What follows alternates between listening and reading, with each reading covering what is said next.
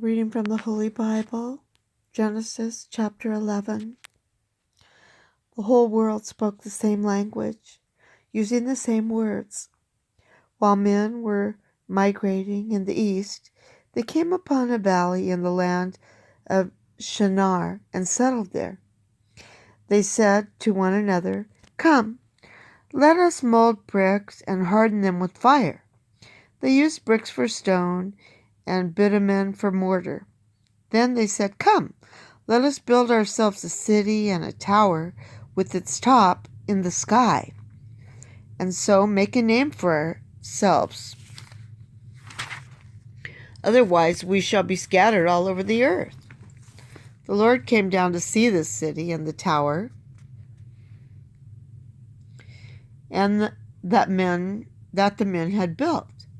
Then the Lord said, "If now, while they are one people, all speaking the same language, they have started to do this, nothing will later stop them from doing whatever they presume to do. Let us then go down and there confuse their language, so that one will not understand what another says." Thus the Lord scattered them from there all over the earth, and they stopped building the city. That is why it was called Babel, because there the Lord confused the speech of all the world. It was from that place that he scattered them all over the earth. The line from Shem to Abraham. This is the record of the descendants of Shem. When Shem was 100 years old, he became the father of Arpachshad, 2 years after the flood.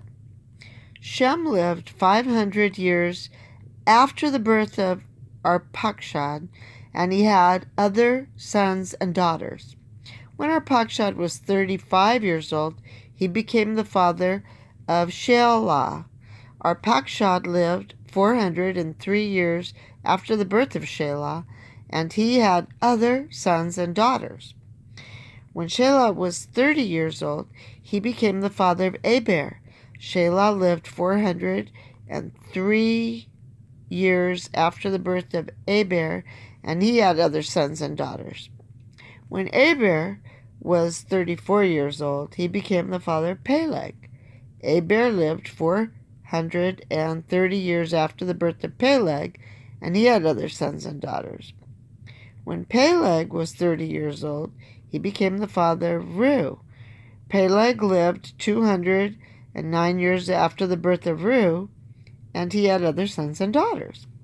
When Reu was 32 years old, he became the father of Serug. Reu lived 207 years after the birth of Serug, and he had other sons and daughters. When Serug was 30 years old, he became the father of Nahor. Serug lived 200 years after the birth of Nahor, and he had other sons and daughters. When Nahor was 29 years old, he became the father of Terah.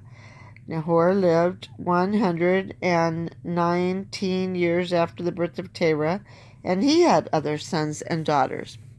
When Terah was 70 years old, he became the father of Abram, Nahor, and Haran.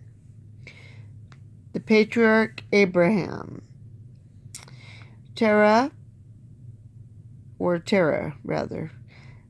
This is the record of the descendants of Terah. Terah became the father of Abraham, Nahor, and Haran. And Haran became the father of Lot. Haran died before his father Terah in his native land in Ur of the Chaldeans. Abram and Nahor took wives. The name of Abram's wife was Sarai, and the name of Nahor's wife was Milcah, daughter of Haran, the father of Milcah and Iscah. Sarai was barren. She had no child. Terah took his son Abram, his grandson Lot, son of Haran, and his daughter-in-law Sarai, the wife of his son Abram, and brought them out of Ur of the Chaldeans to go to the land of Canaan. But when they reached Haran, they settled there. The lifetime of Terah was 205 years. Then Terah died in Haran.